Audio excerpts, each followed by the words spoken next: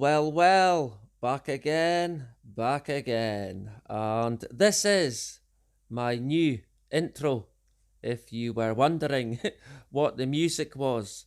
So, apologies to anyone who is disappointed, but I do occasionally get a wee bit bored of things.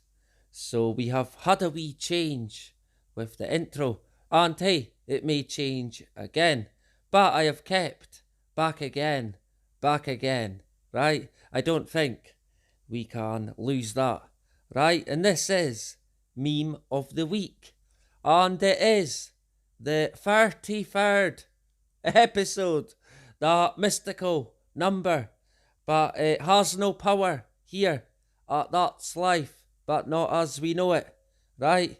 We give it no power whatsoever. And this was last week's contenders. And the winner, it was indeed number 3. And a classic meme. And very, very true indeed. Television tending the herd since 1927. Hip hip hooray. Right, where would we be without TV? Right, we would be lost without it. Surely we would be like cavemen, Neanderthals. That's what we would be like, right? Sure. Of course, TV programs and basically controls the people who watch it, right? And if we look at some of it's certainly not a conspiracy theory when it comes to the effects of television and how it can be used. Far from it, really.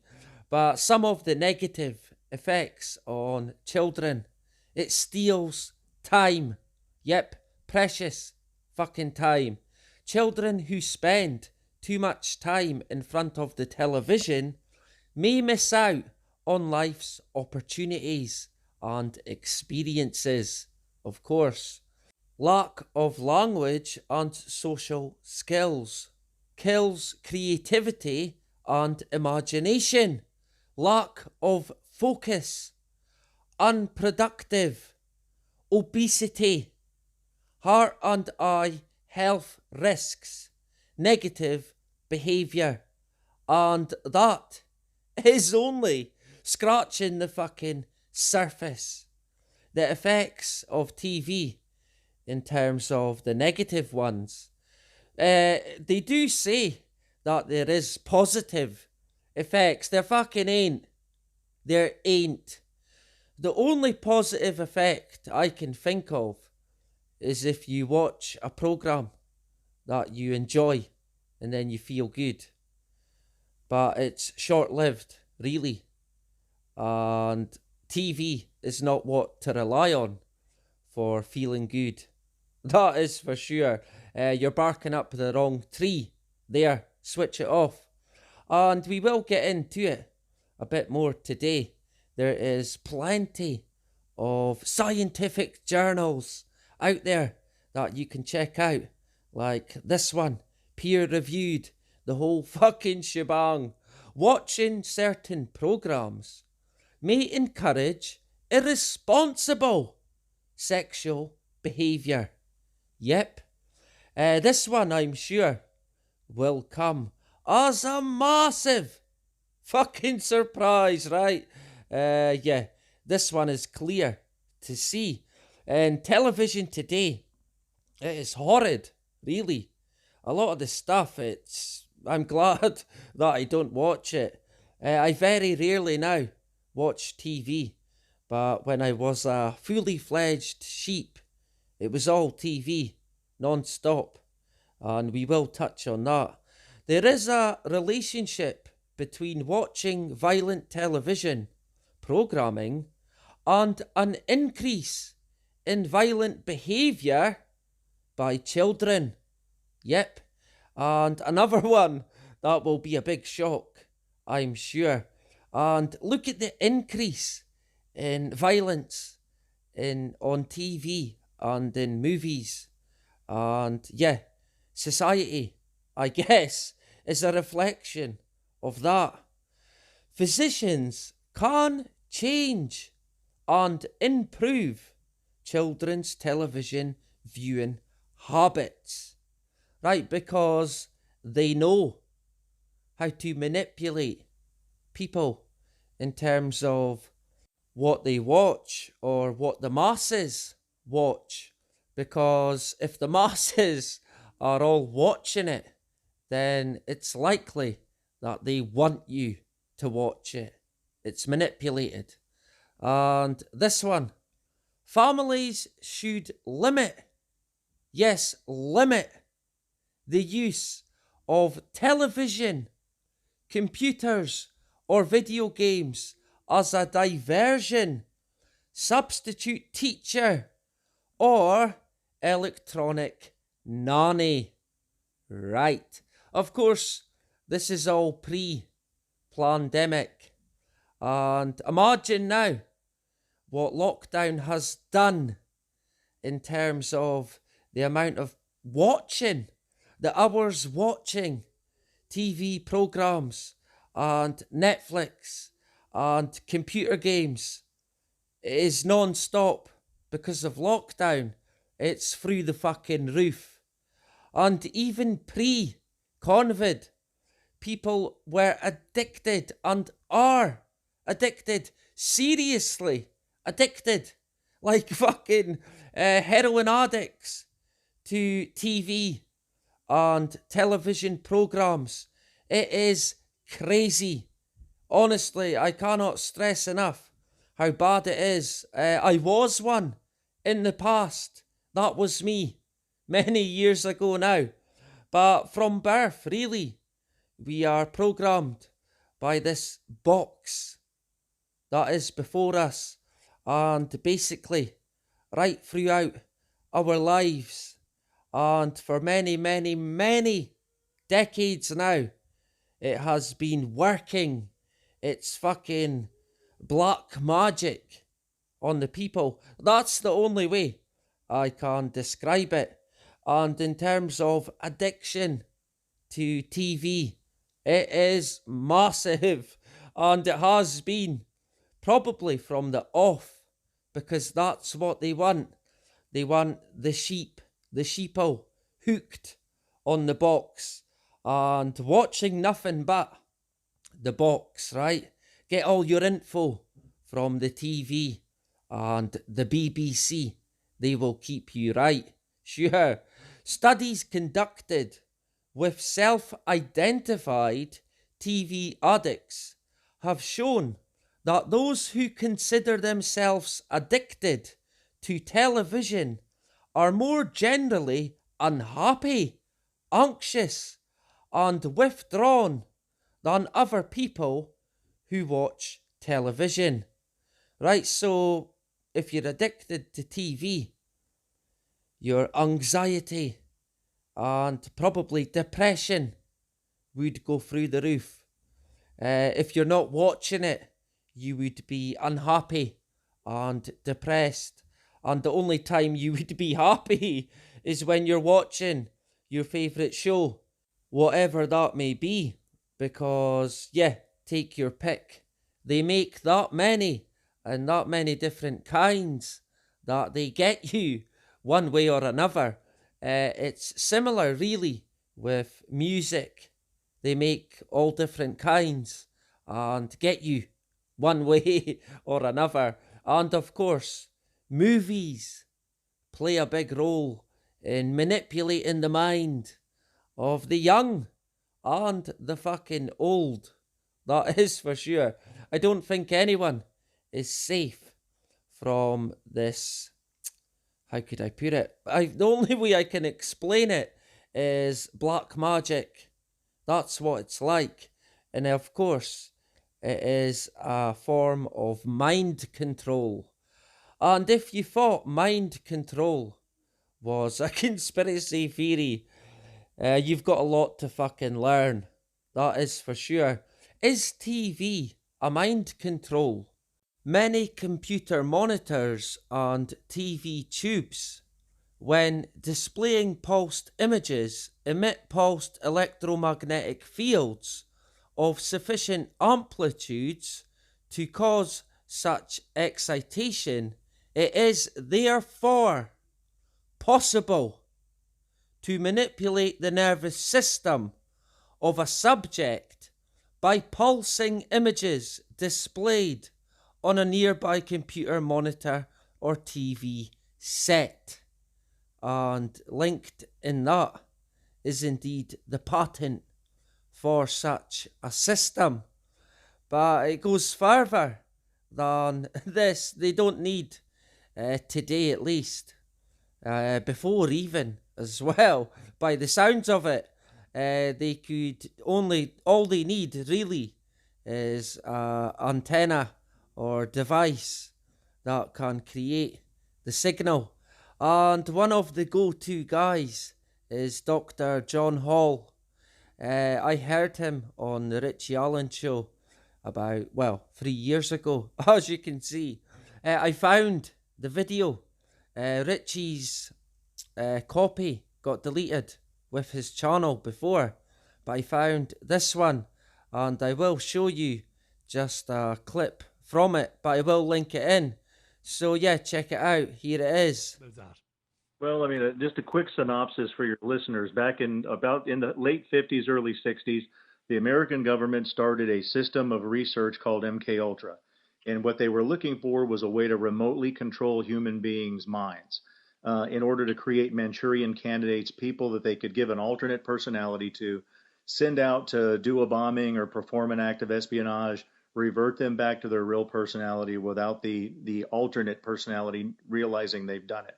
So that way, under any amount of torture or questioning them on why they did it, they wouldn't answer because they wouldn't know they had actually performed the action.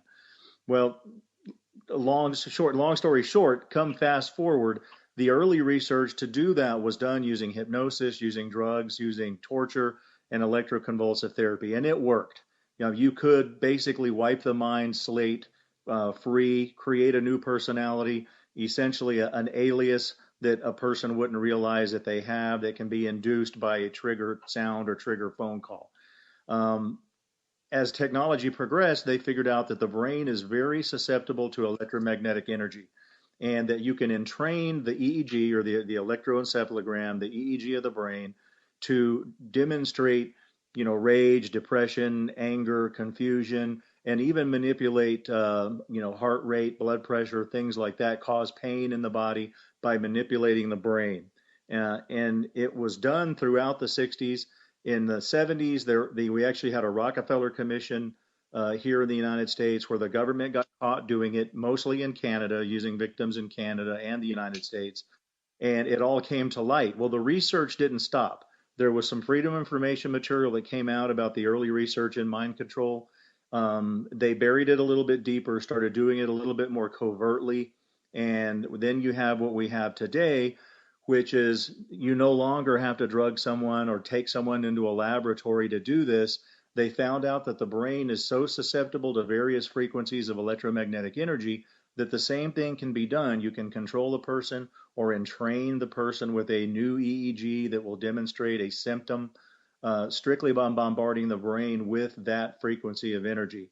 And that was actually discovered when they found out that our Russian embassy in Russia was being bombarded by the woodpecker signal.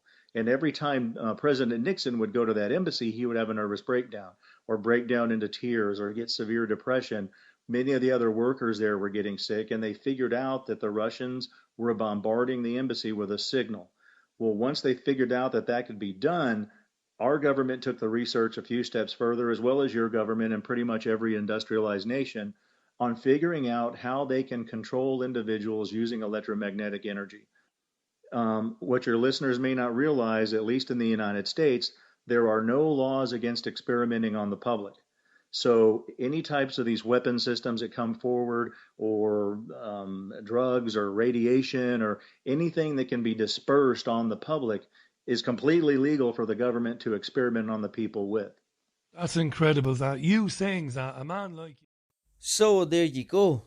Great stuff from Dr. John Hall. And he has this book. I've not read it, but I'm going to buy it. If you have read it, let me know what you thought of it. Guinea Pigs, Technologies of Control. And it sounds like a great book. This is the go-to guy in regards to things like MK Ultra, right? The mind control program. It didn't go away. It's fucking still here. That is for sure. And what a surprise that the Rockefeller Commission were involved in investigating this MK Ultra operation. I bet they sorted it out, right? Sure. That's something that we will look into, and maybe in the future, this targeted individual saga, if you like. This is certainly something that I think probably deserves to be covered, at least, right? So if you have had any experience, if you're unfortunate enough to be a targeted individual or know of any, then let me know. But when I think about MK Ultra and stuff like that, I always sort of then think about the 5G and the smart cities, right? Because that's where it's going. Unless we can stop it, that's where it's going, straight up. And our syndrome champions, I seen this the other day, Science Daily, leveraging the 5G network to wirelessly power the Internet of Things devices. Right, so what the fuck is this then? And it says, researchers at the Georgia Institute of Technology have uncovered an innovative way to tap into the overcapacity of 5G networks, turning them into a wireless power grid for powering Internet of Things devices that today need batteries to operate. Right. So it's basically what we thought it would be. A fucking kill grid. That's what it sounds like. A wireless fucking power grid. That sounds fantastic. And of course, it will require these antennas and devices to be just about fucking everywhere. And to expand on it a bit more, but to harvest enough power to supply low power devices at long ranges, large aperture antennas are required. The problem with large antennas is they have a narrowing field of view. This limitation prevents their operation if the antenna is widely dispersed from a 5G base station. So it does sound a bit like they are going to need a lot of antennas and stations to make it work to its full potential. Hip hip hooray for 5G and the Internet of Things. I don't fucking think. We don't want it. No one wants these smart cities that they claim we dream of. Basically, it's like Mars. It's our dream to go to Mars. Well, no, it fucking ain't. That is for sure. Anyway, we will leave the smart cities for the time being and get into this week's top 5. Are you ready? Good. This is number 1. When someone asks me about my political views, and it's a guy with a sign that says, become ungovernable. Yep, damn fucking straight. I could not agree more. And this is number 2. History is the fiction we invent to persuade ourselves that events are knowable, and that life has order and direction. Sure, and of course, history is completely and utterly manipulated, always by the winner. That is for sure. And this is number 3. A war is emerging. The only way to fight back is to think. Yep, and quite a good one that, with the chessboard. Of course, it's a game to them, and we get played. That is for sure. This is number 4. The crushing despair of everything from the past year, and the wee guy in the excavator in the Suez Canal. You doing your best. Yep, that's what it's been like for everyone, really, fighting against the fucking tyranny. And this is number 5, and it says, well, it's a guy taking a fucking selfie of himself getting the wonder job, and it says, the obedient always think of themselves as virtuous rather than cowardly. Robert Anton Wilson. Yep, could not agree more. A classic, this one, right? And as always, just put the number you would like to win in the comments below. And next week, I will calculate the votes, and hopefully we have a winner. Right, I'm sure we will. And if it's a draw, then hey, it's a draw. We can deal with that, right? But this will go out. It will be back again, or returning, if you like, on That's Life But Not As We Know It, the original channel. So, hello to everyone once again. This will begin the transition of all the shows back onto the main channel when my strikes run out at the end of May. Right, but meme of the week should be okay, at least.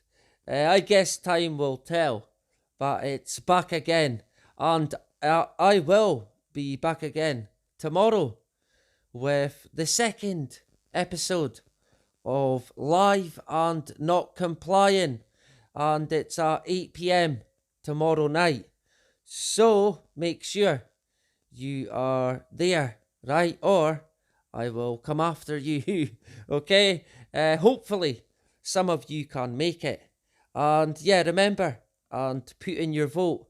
And that is about it. Bye-bye.